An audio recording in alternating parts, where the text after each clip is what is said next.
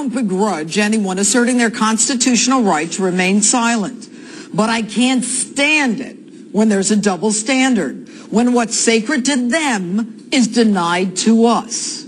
This week, another senior IRS official invoked the Fifth Amendment before a congressional committee seeking answers on the Obama administration's targeting of political enemies. The Fifth Amendment.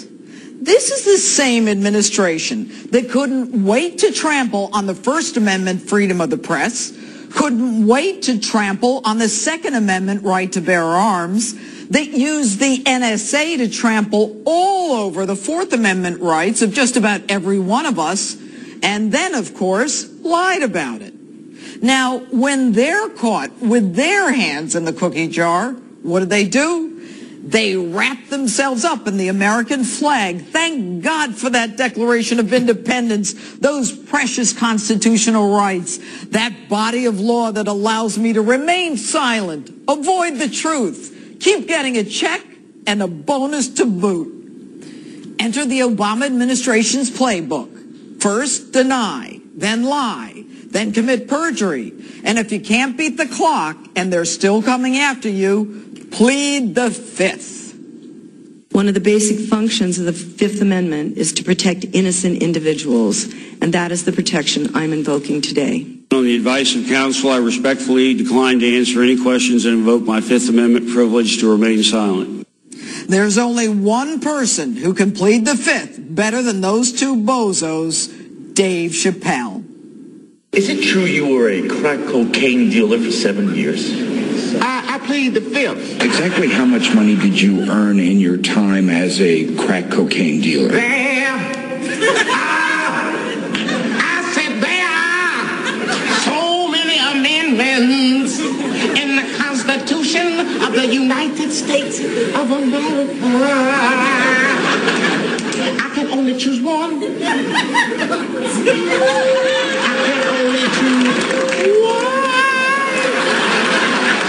Plead the Fifth. I plead the Fifth. 5, 1, 2, 3, 4, 5.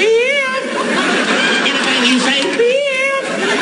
Go ahead and ask me a question. Did you Fifth?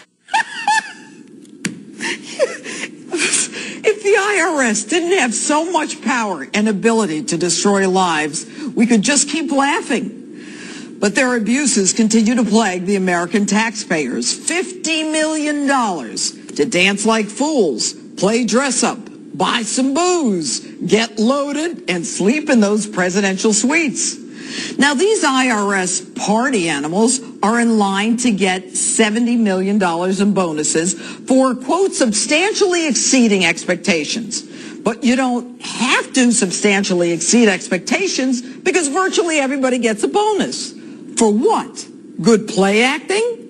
It certainly wasn't for sending $46 million to 23,000 unauthorized alien workers all at one address. 23,000 people living under the same roof. And these people deal with numbers for a living? Forget Star Trek. Their parody should have been Dumb and Dumber. Now, Mr. President, why won't you stop the financial bloodletting? Were you so shocked that the bunch of idiots working for you in the IRS didn't burn the building down that now you think you should reward them with bonuses? And this week, we find out they're using IRS-issued credit cards to buy themselves little gifts, like popcorn machines and diet pills and romance novels. A little wine to go with the romance novels. A little porn to go with the wine and the romance novels, yet in the presidential suite, no less. Credit cards? Why do these people even have credit cards? It's our credit.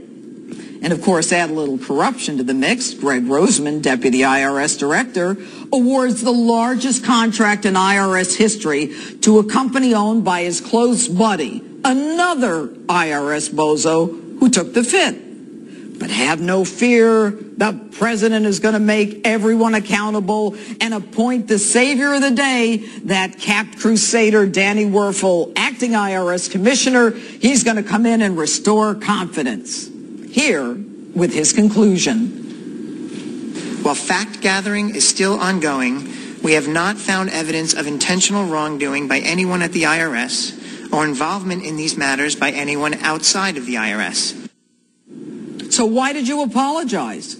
No intentional wrongdoing by anyone at the IRS? Are you stupid? No intentional wrongdoing?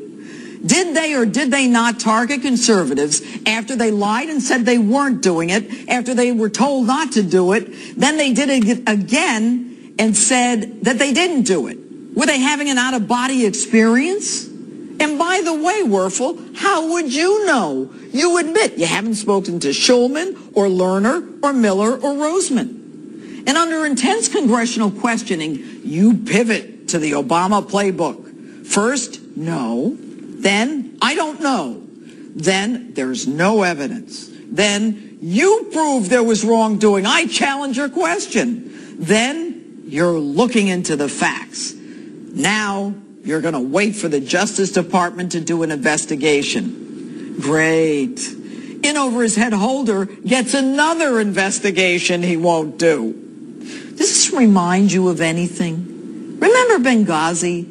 That ARB that Hillary appointed? They didn't get the facts, but they had a conclusion. They didn't speak to Hillary. They didn't ask the president if he issued that cross-border authority.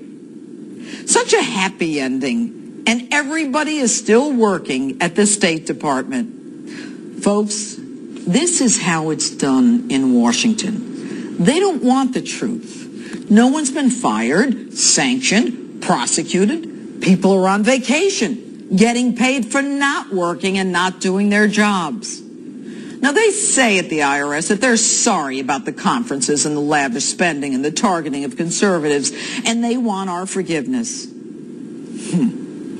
I believe in redemption. Forgiveness is divine. But in this case, I think we should leave the forgiving to God. And what's good for the goose is good for the gander. Imagine you told the IRS you're sorry, you didn't keep those receipts. Do you really think they're going to say, oh, no problem, and then go away? If you make a mistake with the IRS, you lose. There are certain fights you just can't win. Like if you bring a knife to a gunfight, or you go into a fight and you have to look all the way up at the other guy. You get my drift? I have an idea. Until you, the IRS, comes clean, people made accountable, and people start losing their jobs, our tax dollars should go into an escrow account. You shouldn't be able to see it or spend another penny of our money on yourselves, let alone get millions in bonuses and target the rest of us. You're a bunch of bullies. They say in our society we have zero tolerance for bullies. I'm not so sure that's the case here.